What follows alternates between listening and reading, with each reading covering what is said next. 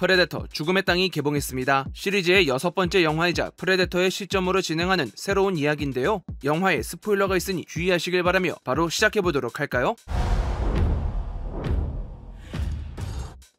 프레데터 죽음의 땅의 주인공은 야우차 종족에서 쫓겨나듯 떠난 덱입니다. 이야기는 덱이 왜 자신을 증명해야 하는지, 프레데터 사회가 어떤 것을 중점으로 두고 있는지를 보여주면서 사건을 진행하죠. 이러한 관점은 인간이 아닌 프레데터에게 이입할 수 있는 지점을 만들어주는데요.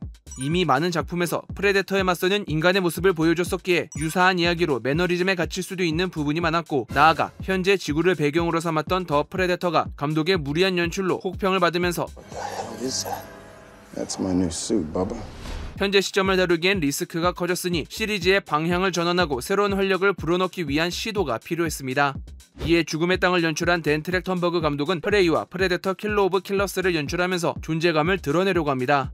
그가 만들었던 두 편의 영화는 모두 인간을 중심으로 이야기를 진행하지만 프레데터의 새로운 설정들을 집어넣으며 조금씩 세계관을 확장해가고 있으니까요.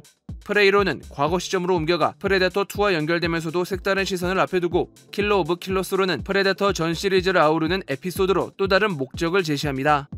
따라서 이번 죽음의 땅을 통해서 한 발자국 더 나아가는 모습으로 자신을 증명하고자 합니다. Welcome to the most dangerous planet in the universe. 여기서 눈에 띄는 건 덱의 파트너로 합성인간 티아를 선택했다는 것인데요. 인간을 옆에 두면 관객의 관심이 덱에게서 멀어질 수 있다고 판단해 감정적인 교류를 하지만 거리감을 둘 수 있는 안드로이드 로봇을 파트너로 두고 이야기를 구성하다가 에이리언 시리즈의 웨이랜드 유탄이를 떠올리고선 자연스럽게 연결하는 것으로 이어졌다고 하죠. 이러한 결정에는 프레데터 2에서 외계 생명체의 전리품 중 하나를 이스터에그로 에이리언을 넣으면서 크로스오버에 대한 부분으로 확장됐던 과거의 흔적이 유효했을 것입니다. 두 시리즈 모두 폭스에서 제작했다는 이점으로 라이센스 문제에서 자유로웠기에 큰 문제가 생기지 않았거든요. 그렇게 등장한 웨이랜드 유탄이는 앞서 제작한 에이리언 시리즈 영상을 보셨다면 잘 아시겠지만 생체 변개를 확보하기 위해 승무원의 안전까지도 배제하는 악독한 기업입니다. 여태까지는 아무것도 모르는 인간이 희생되거나 알더라도 그 위험성을 낮게 보던 인간이 희생되는 방향으로 흘러갔으나, 이번 행성 겟나에서는 용이한 임무 수행을 위해 합성인간 부대를 보냈다는 설정이죠. 다만 이러한 부분은 직접적으로 에이리언 시리즈와 통합을 노린 계산이라기보다는 덱을 중심으로 서사를 진행시키기 위한 것으로서 자연스러운 접점이었을 뿐, 앞으로의 흥행과 스토리 발전 방향에 따라 도전할 수도 있다는 언급으로 거리를 두었습니다. 그렇게 주인공이 된 프레데터 덱, 그는 야우차 종족으로 나약함을 버리고 용맹한 자라는 것을 증명하려고 합니다. 여기서 그가 야우차라는 것이 중요한데요. 이번 작품에서 직접 언급되는 명칭으로 본래 시리즈에서는 프레데터의 기원이 다뤄지지 않습니다. 인간이 주인공이기도 했거니와 그저 그러한 행동을 보이는 프레데터의 모습을 옆에서 지켜보는 것이 전부였으니까요.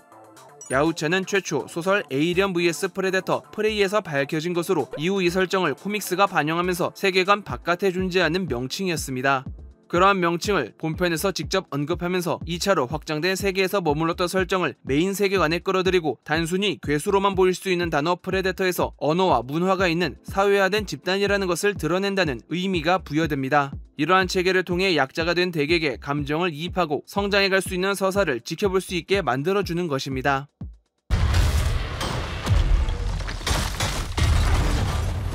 그렇게 죽음의 땅 겟나에 불시착하는 덱, 프레데터 중심으로 시점을 옮겨오면서 그 무대를 가장 상징적이고 근본적인 장소 정글을 가져옵니다. 정글은 프레데터가 사냥을 하는 원초적인 공간이죠. 폐쇄적이고 험난한 자연 환경에서 미지의 공포를 맞닥뜨리던 인간을 통해 이야기를 시작했었고, 그러한 점을 반영해 후속작에서도 정글을 가져왔었습니다. 그러나 단순히 정글을 배경으로만 뒀다면 반복되는 구조로 피로감을 가져왔을지도 모릅니다. 하지만 본편은 프레데터의 시점으로 진행하기에 관객은 드디어 사냥꾼의 입장으로 정글을 경험하게 되죠.